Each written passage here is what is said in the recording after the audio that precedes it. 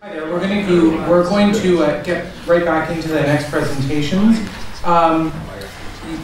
The next speakers have already been introduced, so I'm going to invite John Gibaut to come forward for his presentation, and about 20 minutes, and then Ritchie will give his presentation. Then all four panelists will be up front to take some questions.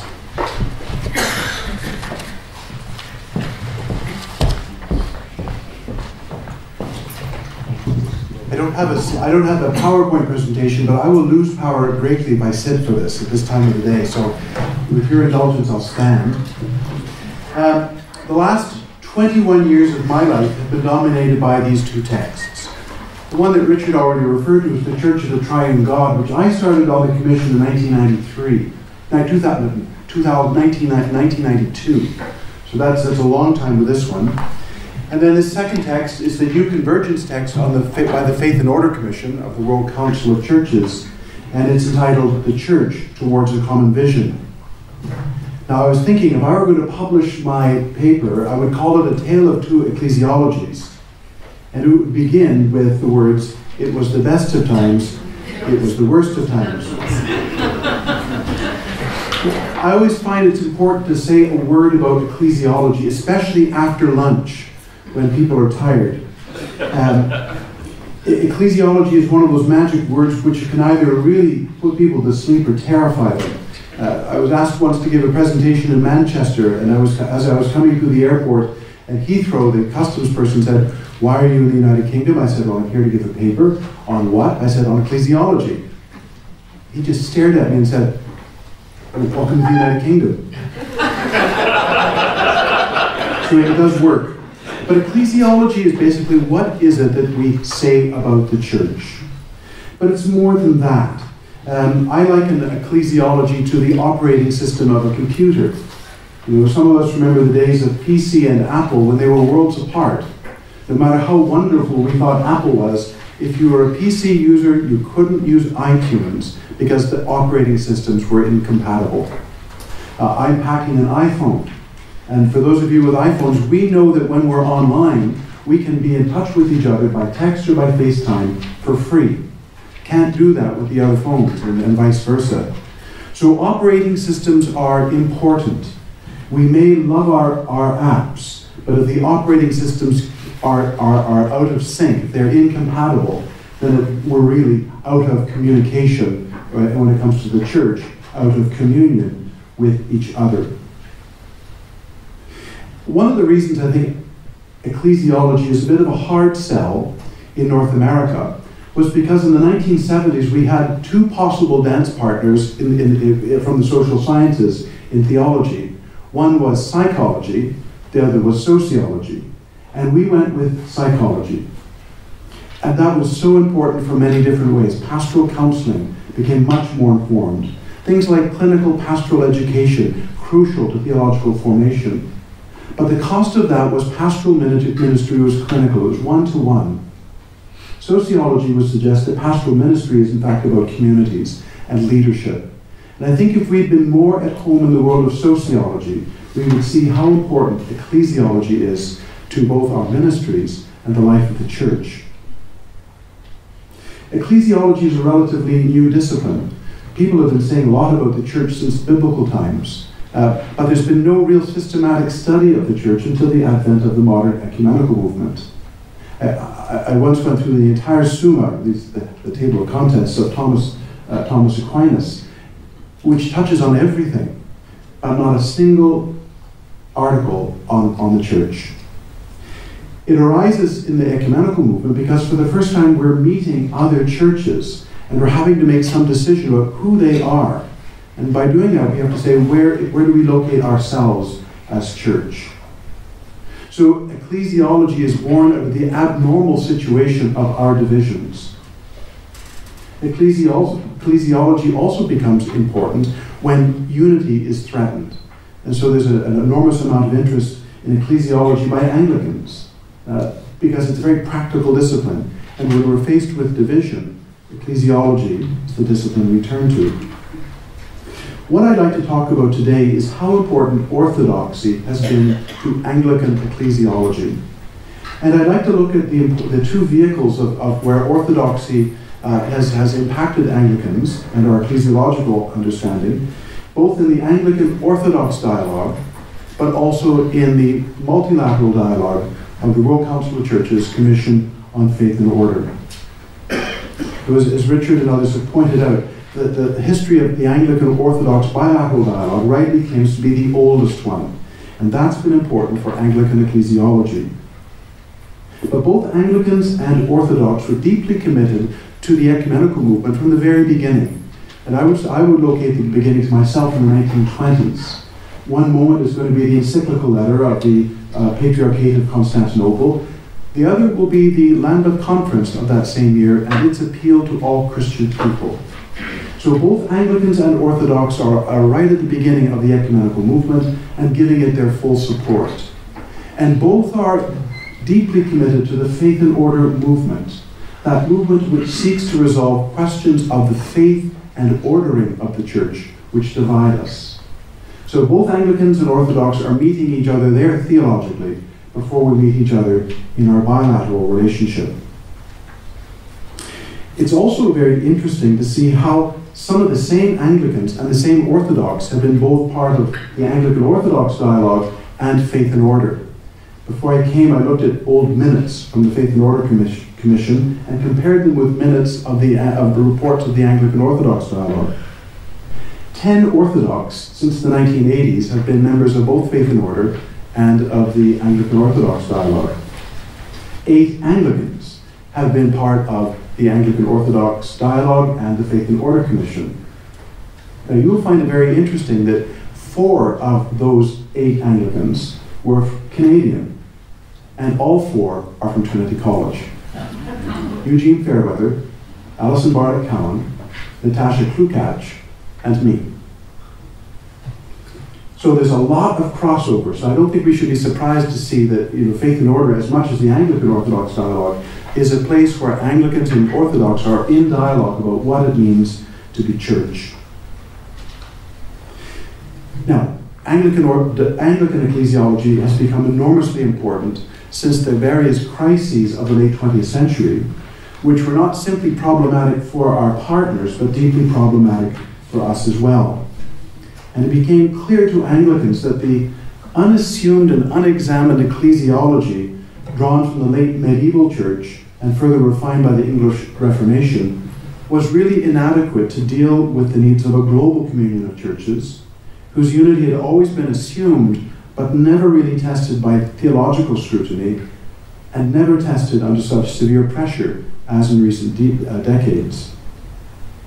So in order to find models and vocabulary to understand ourselves and to become that communion of churches we Anglicans wish to be, we had to look beyond ourselves to other models and other vocabulary.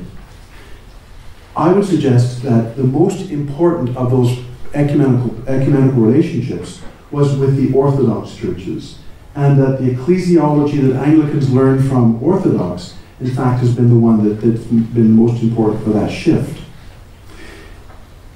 Not just to the Orthodox Church and Orthodox dialogue, I would signal one person in particular amongst the Orthodox who's been very, very important in both Faith and Order and Anglican Orthodox relationships, and that's John Zizioulas, later Metropolitan John of Pergamum. So the specific intermediaries between Anglican and Orthodox theologians has been the Commission on Anglican Orthodox Dialogue and the Commission on Faith and Order, with John Zizioulas being hugely influential on both. I must say, when I hear some Orthodox, though not all, but some Orthodox refer to Metropolitan John as a living father of the Church, I can also report that many Anglicans would agree. Now that ecclesiological shift that's happened with Anglicanism is around the use of Trinitarian koinonia ecclesiology, referred to consistently in the Anglican theological texts in the Greek koinonia rather than the Latin communio or the English communion. Trinitarian or koinonia ecclesiology can be found in a number of Anglican texts, perhaps the most important of which right now for Anglicans is the Anglican Covenant, that describes theologically how the churches of the Anglican communion relate to one another as a communion, including how we deal with conflict. Now, the reception process of the covenant is going to take a long time. From what I see, the introduction and first 3 chapters have been well received, and the 4th chapter is the stumbling block. But it's in the introduction where that understanding of church's communion is held before Anglicans. Now, the root of that for Anglicans is in a 1998 report of the Lambeth Conference, the Virginia Report. Now, the date is important. The 2nd chapter is called The Theology of God's Gracious Gift, the Communion of the Trinity and the Church. And the 5th chapter is Koinonia, Purpose and Principles for Developing Structures. Now, it also uses things like the language of personal, communal, and collegial for the understanding of bishops and the relationship to each other. That's faith in order language, but it was actually put forward by John Zizioulas. The ecclesiological section of the Virginia Report uses some very surprising sources in an Anglican text, such as St. Maximus the Confessor. The use of St. Maximus the Confessor, the premier Byzantine theologian of the 17th century, in an Anglican 20th century ecclesiological text is telling in and of itself. The use of Maximus and the whole ecclesiological tenor of the Virginia Report witnesses to the role of orthodoxy in shaping Anglican ecclesiology.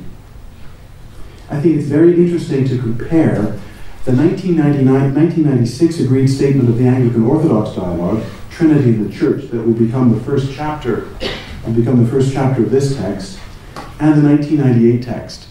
It's clear that the amount of influence that the first had on the second. What's also interesting is that the co-chair of the Anglican Orthodox dialogue was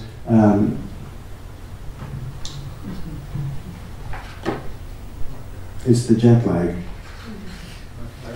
Mark Dyer, who was also leading up the process around the Virginia Report, and 2 other members of the Anglican Orthodox dialogue were also in the process leading to the Virginia Report. Now, the Virginia Report is a very different kind of text than the Covenant. I'm much more comfortable with the world of the Virginia Report myself.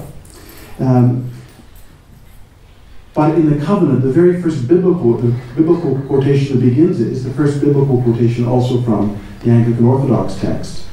And the first lengthy quote in the Anglican Covenant is taken directly from the Church of the Triune God.